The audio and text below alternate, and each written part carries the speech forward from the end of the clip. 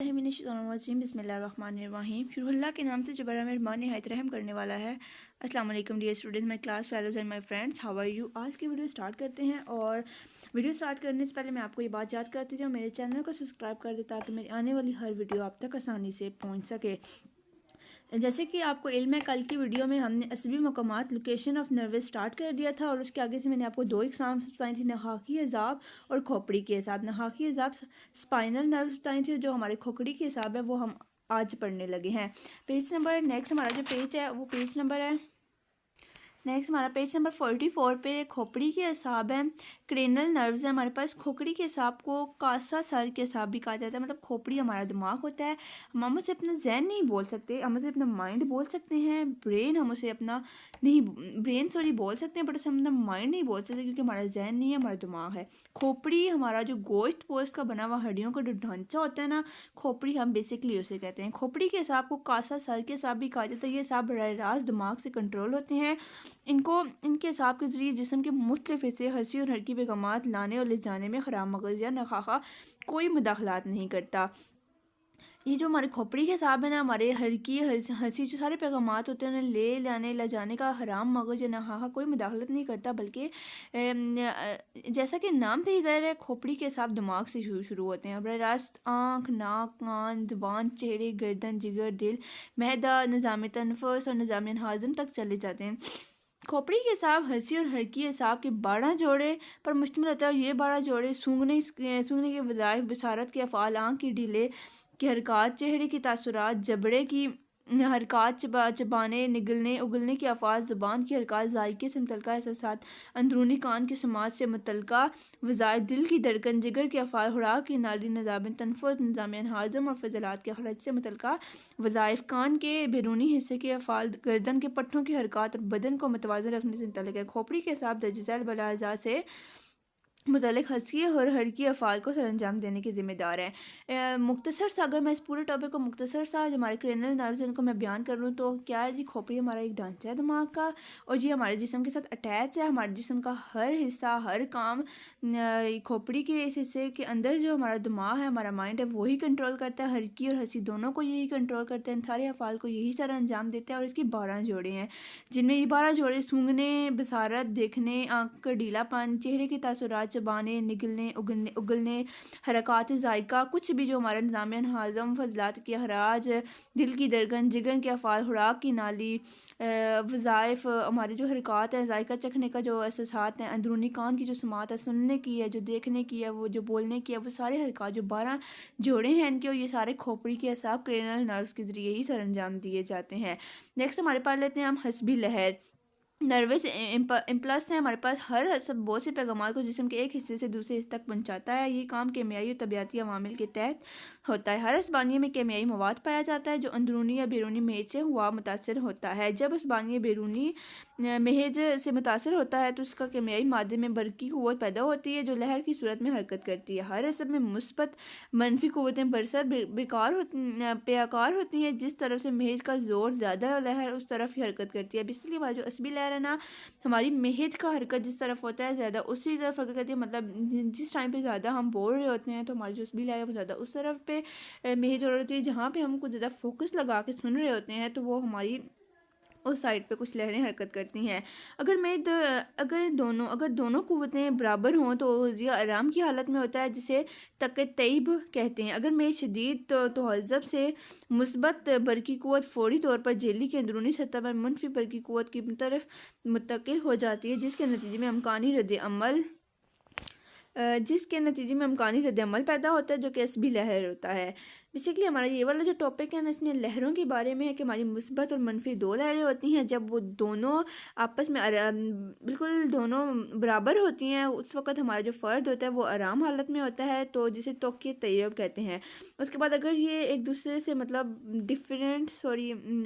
एक दूसरे पे बराबर ना हो, एक दूसरे कोई ज़्यादा कोई कम हो, तो हमारी इस तरह की जो लहरें होती हैं वो बिल्कुल नॉर्मल टेम्परेचर पे नॉर्मल नहीं होती, और नॉर्मल नहीं होती, हमारा जिस्म अच्छे तरीके से काम नहीं करता, अमकानी रद्द-ए-अमल पैदा कर जो कि असबी लहरें होती हैं। एक में ही सिर्फ अजब में मौजूदा क़ुव्वत को आगे तरफ मुंतकिल करता है, मुनासिब में से असबी लहर पूरी क़ुव्वत से आगे मुंतकिल हो जाती है या बिल्कुल ही हरकत नहीं करती।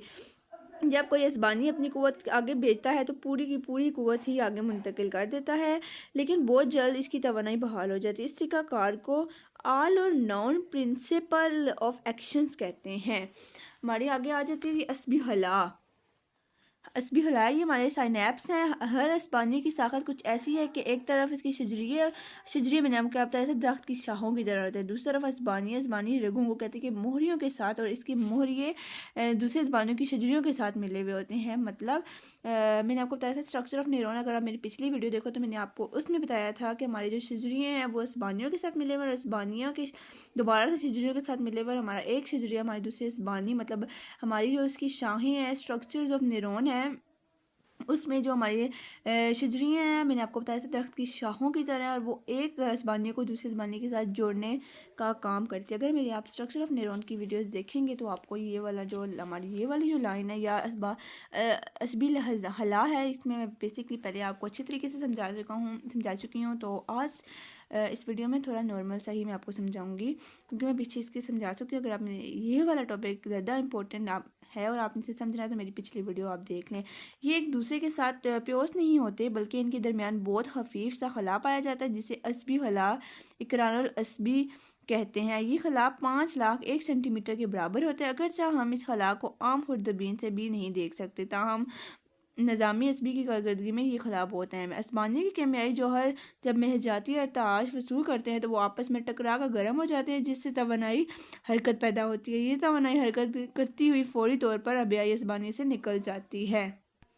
یہ والا ٹاپک ہمارا اتنا امپورٹنٹ نہیں ہے، مجھے اس میں کچھ سمجھانے کا سمجھ نہیں آ رہا کہ میں آپ کو کیا سمجھاؤں، کیونکہ اس میں سمجھانے والا کچھ ہے ہی نہیں۔ بس آپ ایک دفعہ سے ریڈ کرو گے اپنے مائنڈ کے ساتھ، تو آپ کو یہ تھوڑا بہت سمجھ آ جائے گا، باقی اس میں اتنا کچھ بھی نہیں ہے۔ اگر ہم نیکسٹ پہ چلیں تو ہمارے پاس آ جاتا ہے جی اضطراری افعال، ریفلیکس ایکشنز۔ اضطراری لفظ ایسا ہے کہ اس سے نا یہ اچانک، بے خیالی، بے ساختی میں ہونے والے کام ہوتے ہیں۔ اگر ہم فردر کو آگے چلائیں اور ویڈیو میں سے ٹاپک کو پڑھنا سٹارٹ کریں تو آپ کو سمجھ آ جائے گا۔ ایسے افعال جو فرد سے اچانک، بے خیالی اور بے ساختی میں بغیر سوچے سمجھے سرزد ہو جاتے ہیں نا، اضطراری افعال کہلاتے ہیں۔ مطلب بغیر سوچے سمجھے آپ سے کچھ کبھی بھی کوئی غلطی ہو سکتی ہے، اچانک بھی خیالی میں کہیں پہ آپ کچھ غلط ایکشن اٹھا جاتے ہو، کوئی غلط بات کرتے، محفل لگی ہوئی ہوتی ہے، زیادہ آپ فرینڈس کے ساتھ بیٹھے ہوئے، وہاں پہ کبھی آپ سے کوئی غلط بات ہو جاتی ہے، پھر آپ بعد میں سوچتے ہو کہ یہ ہم نے غلط کیا تھا۔ اگر ایسے بے خیالی میں ہو جانے والا کام آپ سے اضطراری افعال کہلاتا ہے، کیونکہ ایسے افعال میں فرد کی مرضی شامل نہیں ہوتی، اس لیے انہیں غیر ارادی افعال بھی کہتے ہیں، بھی کہا جا سکتا ہے۔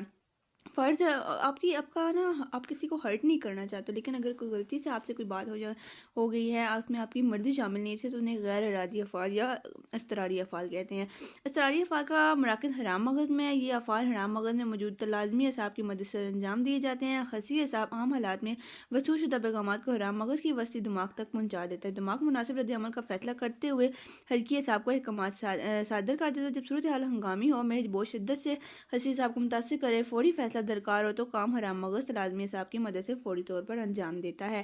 یہاں تک پڑھا، یہاں پہ ہمیں کیا سمجھ آئی ہے کہ یہ جو اضطراری افعال ہے نا، بیسکلی حرام مغز سے سر انجام ہوتے ہیں۔ ہمارا جو حرام مغز ہوتا ہے نا، ہم اگر اس کے پاس سے ہمارے پاس میسج واپس آیا ہے، مطلب ہنگامی صورتحال ہے، اچانک کوئی بات ہوگی، آپ نے فوراً سے اس کا جواب دینا ہے، اور آپ کا جو میسج ہے وہ برین تک جائے، واپس آئے، ہرکی لے کے جائے، ہنسی لے کے جائے، ہرکی واپس لے کے آئے، تو یہ سارا پروسیس کرتے ہوئے کافی ٹائم لگ جاتا ہے، لیکن جواب آپ کو جلدی دینا ہے، اس لیے ہمارا جو حرام مغز ہے وہی خود آگے ہمارا میسج ٹرانسفر کر دے گا۔ تو وہ جلدی میں، بے خیالی میں آنسر دے گا تو وہ غلط بھی ہو سکتا ہے، اس کا کوئی ہمارے پاس ٹرسٹ نہیں ہے، وہ غلط بھی ہو سکتا ہے، وہ ایک رسک والا کام ہوتا ہے۔ تو یہاں پہ تھا کہ ہنسی اعصاب کو متاثر کرے، فوری فیصلہ رد عمل ہو، تو یہ کام حرام مغز لازمی اعصاب کی مدد سے کرتا ہے، فوری طور پر انجام دیتا ہے۔ ہنسی اعصاب سے آنے والے پیغام کو صورتحال کی سنگینی پیش نظر فوری طور پر فیصلہ کرتے ہوئے لازمی اعصاب کی مدد سے ہی حرکی اعصاب کی طرف احکامات کی صورت کو منتقل کر دیتا ہے۔ یہ ساتھ ہی یہ پیغام دماغ کو بھی پہنچ جاتا ہے، لیکن بعد میں یوں ہنگامی صورتحال میں حرام مغز کی مداخلت سے اضطراری افعال کی بدولت غوزیہ میں نے آپ کو پہلے بھی بتایا تھا کہ یہ کیا ہے، فرد ہیں۔ یہ ہمارے پاس غوزیہ پچھلی ویڈیو سے اگر آپ دیکھ رہے ہو تو آپ کو غوزیہ کا مطلب پتہ ہوگا، غوزیہ کا مطلب فرد ہے۔ پر نقصان سے بچ جاتا ہے۔ اس سارے عمل کو اضطراری اراک ریفلیکس آرک بھی کہا جاتا ہے۔ ہنگامی صورتحال میں بروقت فوری اور صحیح فیصلہ کرنے کی صلاحیت کی وجہ سے ہی حرام مغز کو مرکزی نظام عصبی میں دماغ کے نائب کی حیثیت حاصل ہے۔ ہمارا جو دماغ ہے اس کی نائب، اس کے اپوزٹ ایک اس کا کہتے ہیں نا، اگر کوئی بندہ آپ کا اچھا ساتھ دے رہا ہے تو آپ کہتے ہیں یہ میرا رائٹ ہینڈ ہے۔ بیسیکلی جو ہمارا حرام مغز ہے وہ بھی یہی ہے کہ ہمارا دماغ کا رائٹ ہینڈ ہے، یہ ہمیں فوراً سے آنسر دیتا ہے اور اس کا آنسر ٹھیک بھی ہوتا ہے۔ اگر فرد کا ہاتھ کسی تیز گرم چیز کو چھو جائے اور رد عمل کا فیصلہ دماغ نے کرنا ہو تو اس میں وقت درکار نہ ہو، اتنے وقت میں فرد کے ہاتھ کا بہت زیادہ نقصان ہو چکا ہوگا۔ یہی وجہ ہے کہ ایسی صورتحال میں حرام مغز بطور نائب اپنے اختیارات استعمال کرتے ہوئے فوری طور پر فیصلہ کر دیتا ہے اور فرد فوراً ہاتھ کھینچ لیتا ہے، حتیٰ کہ اسے درد کا احساس بھی بعد میں ہوتا ہے۔ یوں فرد کا ہاتھ زیادہ جلنے سے بچ جاتا ہے۔ تیز روشنی، تیز ہوا کی وجہ سے آنکھیں چبکنا، کانٹا چبھنا، پاؤں پر گدگدی ہونا، پاؤں ہٹا لینا، سوئی چبھنے پر فوراً ہاتھ کھینچ لینا، پاؤں کے تلوے پر گدگدی ہوتے ہی ٹانگ کا سکیڑ لینا، سب اضطراری افعال کی مثالیں ہیں۔ یہ سارے جو ہمارا پروسیس ہے یہ ہمارا حرام مغز دیتا ہے۔ بیسیکلی جو ہمارا حرام مغز ہے وہ فوراً سے ہمیں بتا دیتا ہے کہ تمہیں سوئی چبھ گئی، تمہیں اب درد ہوگا، تم ہاتھ پیچھے کر لو، یہ چیز بہت زیادہ گرم ہے، تم ہاتھ پیچھے کرو، روشنی تیز ہے، آنکھیں بند کر لو، تمہیں پاؤں پہ گدگدی ہو رہی ہے، اپنی ٹانگ کو پیچھے کھینچ لے۔ سارا کام جو ہمارا اضطراری افعال کرتا ہے۔ اضطراری افعال اس وقت پیدا ہوتا ہے جب دماغ ہنگامی صورتحال کے لیے تیار نہ ہو۔ اگر سنگین صورتحال کا پہلے سے علم ہو تو فرد اپنے اضطراری افعال کو کنٹرول بھی کر سکتا ہے۔ یہی وجہ ہے کہ انجیکشن لگواتے وقت ہم بازو نہیں کھینچتے۔ کیوں نہیں کھینچتے؟ کیونکہ ہمیں اس چیز کا پہلے سے پتہ ہوتا ہے۔